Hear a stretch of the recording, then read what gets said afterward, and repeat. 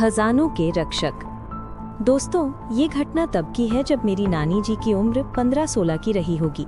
तब वो उत्तर प्रदेश के सुल्तानपुर जिले के एक गांव में रहती थी, वहीं उनका मायका है। उस समय में अक्सर बंजारे और नट अपनी टोलियां बनाकर घूमा करते थे। ये नट और बंजारे एक स्थान से दूसरे स्थान पर घूमते थे और जहां ज्यादा आबादी देखते थे वहां पर अपना मेला लगाकर करतब दिखाया करते थे और पैसे कमाते थे। ये बंजारे हमेशा अच्छे नहीं होते थे। अक्सर बंजारों और नटों की टोली के रूप में डाकुओं की भी टोली घूमा करती थी, जो दिन में तो मेला लगाते थे मगर रात में लूटपाट किया करते थे। इसलिए अक्सर गांव के जानकार लोग अपने गांव के आसपास इस तरह का नटों का मेला नहीं लगने देते थे। एक बार एक ऐसा ही मेला नानी के गांव से थोड़ी दूर पर लगा हुआ था। वहां गांव के बच्चे अक्सर जाने की जिद किया करते थे मगर कोई उन्हें वहां जाने नहीं देता था। इतना ही नहीं, गांव वालों ने बच्चों का खेतों में जाना और दोपहर को बाहर खेलने से मना कर दिया था।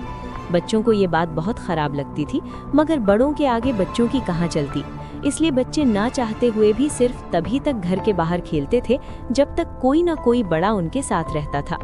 मेरी नानी ये सब रोज देखती थी। ऐसा सिलसिला करीब 1 महीने तक चला, जब तक वहाँ वो नटों का मेला लगा हुआ था। नानी को ये बात बहुत अजीब लगती थी कि नटों का टोला हो या डाकुओं का, आखिर बच्चों के ऊपर ये बंदिश क्यों है। खैर, इस बात का जवाब बच्चों को सिर्फ यही मिलता था कि ये नट उन्हें पकड़ ले जाएंगे। करीब 1 महीने तक बच्चों पर बंदिश और बड़ों पर डर का साया रहा। इन सब बंदिशों के बावजूद एक दिन सुबह 10 बजे के करीब गांव में काफी शोर शराबा मचा और पता लगा कि एक पड़ोस का एक छोटा बच्चा, करीब 10 साल का एक लड़का, घर से बाहर आया था और गायब हो गया। पूरे गांव में उसे ढूंढा गया मगर कहीं उसका पता नहीं चला। आखिरकार गांव के हर घर से सारे बड़े मर्द जोर शोर से उस लड़के की तलाश में लग गए। उन्हें शायद आने वाले खतरे का पता था, इसलिए पहले गांव और खेत का चप्पा चप्पा छान मारा उन लोगों ने। जब उस लड़के की गांव में गैर मौजूदगी निश्चित हो गई, फिर वहां के सारे मर्द एकत्र हुए और बिना किसी देर के अपने अपने हांसिए, कुल्हाड़ी, कुदाल वगैरह लेकर चल पड़े उस नटों की टोली की तरफ। उस बच्चे के घर पर रोना पिटना मचा हुआ था। आसपास के सब लोग अपनी अपनी शंकाएं जताते और बच्चे को बार बार ढूंढते, मगर इसका कोई फायदा नहीं हो रहा था।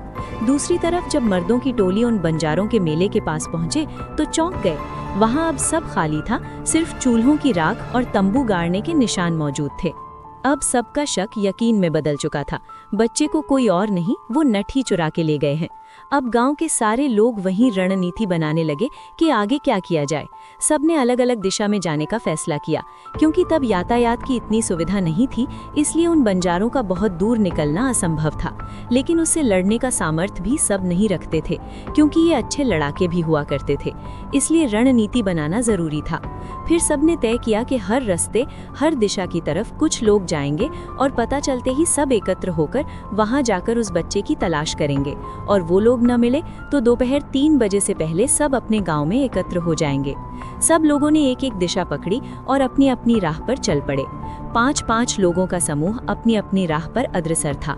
पश्चिम की तरफ जाने वाले समूह के आखिर उनके निशान और फिर उनका वो टोला मिल गया। उन सब के पास वापस जाकर बाकी लोगों को बुलाने का वक्त नहीं था, इसलिए वो किसी मौके के तलाश करने लगे और उनके झुंड में उस बच्चे को तलाशने लगे। लेकिन वहां उस बच्चे का कोई सुराग नहीं मिला। फिर उन्होंने ये सोच लिया कि शायद बच्चा इनके पास नहीं है, वरना ये उसे अचेत अवस्था में ही सही साथ तो रखते। वो आशा खोने ही वाले थे कि किस्मत ने उनका साथ दे दिया और उनकी भीड़ से निकलकर एक आदमी नित्य कर्म के लिए कुछ दूर चला गया। पांचों ने फिर उसी से पूछताछ करने की ठानी। वो पीछे से जाकर उसके ऊपर टूट पड़े और 2 लाठी उसके सर पे जमाकर उसे बेहोश कर दिया। फिर एक तांगे पर उसको लादकर वापस अपने गांव की ओर चल पड़े। वो जितनी जल्दी हो सकती थी कर रहे थे, क्योंकि उसके साथी उसको ढूंढने जरूर आने वाले थे। वो लोग उसको लेके आधे घंटे में अपने गाँव पहुँच गए। बाकी सब भी वापस आए तो उन लोगों ने उसके सर पर एक मटका ठंडा पानी डाला और उसे होश में लाए। होश में आते ही वो आसपास गांव वालों को देखकर घबरा गया, लेकिन बिना मार खाए उसने कुछ नहीं बताया। जब गांव वाले मिलकर उसको उसकी सहन शक्ति से ज्यादा खुराक देने लगे तो वो जान गया कि उसकी जान के लाले पड़ने वाले हैं। फिर उसने बताया कि वो बच्चा कहाँ है। उसने जो बताया उससे सबके होश उड़ गए और उसी वक्त पास के गांव के सिद्ध तांत्रिक को बुलाने के लिए कुछ लोग निकल पड़े और बाकी उसे लेकर उस दिशा में निकल पड़े जहां वो बच्चा था। उसने बताया कि उनकी टोली के सरदार ने उस बच्चे को जीवाधारी बनाने के लिए इस्तेमाल किया है उसकी जान को खतरा है। अगर उसे बचाना है तो या तो उनकी टोली के उसी तांत्रिक को बुलाओ जिसने उसे इस्तेमाल किया है, या फिर उससे ज्यादा माहिर खिलाड़ी को। इसलिए गांव वाले पास के गांव के सिद्ध तांत्रिक को लाने के लिए निकल पड़े। वो तांत्रिक को लेकर जल्दी से जल्दी वहां पहुंच गए और वहीं पहुंच गए जहां पर वो नट गांव वालों को लेकर उस बच्चे का पता बताने ले गया था। उसने एक जगह एक अजीब सा लिखा हुआ पत्थर दिखाया और गांव वालों से वहां खोदने को कह दिया। गांव वाले खोदने में लग गए और कुछ लोग रह रहकर उसको मारते जा रहे थे और धमकी दे रहे थे कि अगर बच्चे को कुछ हो गया तो उसकी कब्र यहीं बना देंगे। वो तांत्रिक काफी बूढ़े थे, वो भी आ चुके थे और सब कुछ समझ लेने के बाद भी सबके साथ गड्ढे के खोदने का इंतजार कर रहे थे। करीब 4 फुट खोदने के बाद वहां एक पत्थर की परत आ गई जो 3-4 पत्थर से मिलकर बनाई गई थी और फिर संभाल कर सबने मिलकर उस पत्थर की परत को हटाया। नीचे जो उन लोगों ने देखा उससे उन्हें कोई खुशी नहीं मिली। नीचे एक कमरा सा बना हुआ था, करीब 5 फुट चौड़ा और 6 फुट लंबा। उसमें 5 बड़े बड़े घड़े रखे हुए थे, पूरे सोने चांदी से भरे हुए, और पास में वो बच्चा लेटा हुआ था, नए नए कपड़ों में, अच्छा खासा तैयार किया हुआ, और उसकी सांसें रुक रुक के चल रही थी। और पास में एक दिया जल रहा था जिसका तेल खत्म हो चुका था और वो बुझने ही वाला था। सबने उस बच्चे को मरा हुआ समझ लिया और उस नट को दोबारा बुरी तरह पीटना शुरू कर दिया। तभी वो तांत्रिक बाबा आगे आए और दिए की बाती को थोड़ा बढ़ा दिया। दिए की लौ तेज हो गई और बच्चे ने आंखें खोल दी। सबकी खुशी का ठिकाना न रहा, मगर बच्चे ने किसी को भी पहचाना नहीं और अनजान की तरह सबका चेहरा देखने लगा। तांत्रिक बाबा ने सबसे कहा कि ये बच्चा अभी जिंदा है, लेकिन ये तभी जिंदा बच सकता है अगर ये मेरी सिद्ध की हुई जगह पर पहुंच जाएगा, वरना इसे कोई नहीं बचा सकता। इसे लेकर मेरे स्थान पर चलो और सब इस बात का ध्यान रखना कि ये दिया न बुझने पाए। इसमें तेल बढ़ा दो और इसकी अच्छे से देखरेख करना जब तक मैं इसे बुझाने के लिए ना कहूँ। फिर कुछ लोग और तांत्रिक बाबा उस बच्चे को तांगे पर लेकर बाबा के स्थान पर पहुंच गए और वहां जो कुछ भी किया वो किसी ने नहीं देखा, क्योंकि वो क्रिया बाबा ने अकेले में की थी। करीब 1 घंटे बाद एक आदमी वहां वापस पहुंचा और उनसे बताया कि बाबा ने दिया बुझाने को कह दिया है।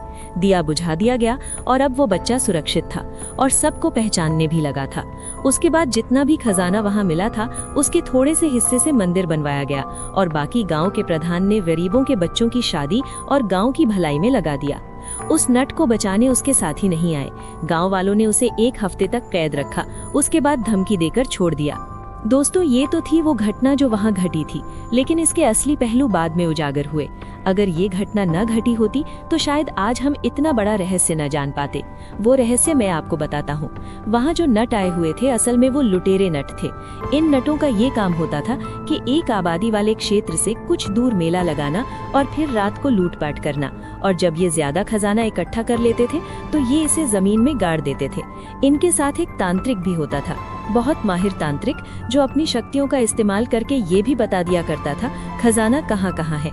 यही तांत्रिक जीवाधारी बनाते हैं अपने खजानों की रक्षा के लिए। जीवाधारी बनाने के लिए ये किसी के भी बच्चे को चुरा लिया करते थे, क्योंकि बड़ों से ये काम करवाना मुश्किल था और बच्चों को बहलाना आसान।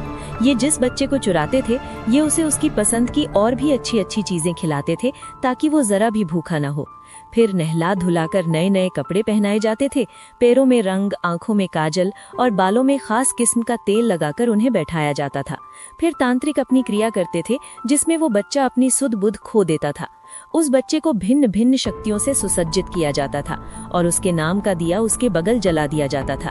उसके बाद उसके सामने उस कबीले का सरदार आता था और कहता था, देखो, मुझे अच्छी तरह पहचान लो, ये खजाना मेरा है और तुम इसके रक्षक हो। जो मेरे सिवा मेरा खजाना लेगा तुम उसको जिंदा नहीं छोड़ना। मैं वापस आऊंगा और अपना खजाना ले जाऊंगा, उसके बाद तुम आजाद हो जाओगे। ऐसी तांत्रिक क्रिया के बाद वो बच्चा उस इंसान को नहीं बल्कि उसकी आत्मा को पहचान लेता है।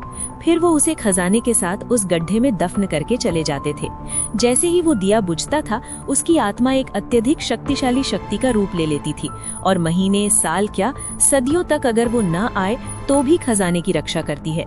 फिर वो इंसान चाहे इस जन्म में आए या फिर किसी और जन्म में, ये शक्ति सिर्फ उसकी आत्मा को ही पहचानती है और खजाना लेने से नहीं रोकती। अक्सर आपने देखा होगा कभी कभी कहीं किसी को खजाना मिल जाता है, ये जीवाधारी उनकी आत्मा पहचान कर उन्हें खजाना लेने से नहीं रोकते। दोस्तों, ये कर्म निर्दयी होता है, लेकिन इसका इस्तेमाल राजा महाराजा भी किया करते थे। लेकिन उस समय में इंसान बहुत ईमानदार हुआ करते थे, जो खुद राजा की खातिर जीवाधारी बनने को तैयार हो जाते थे।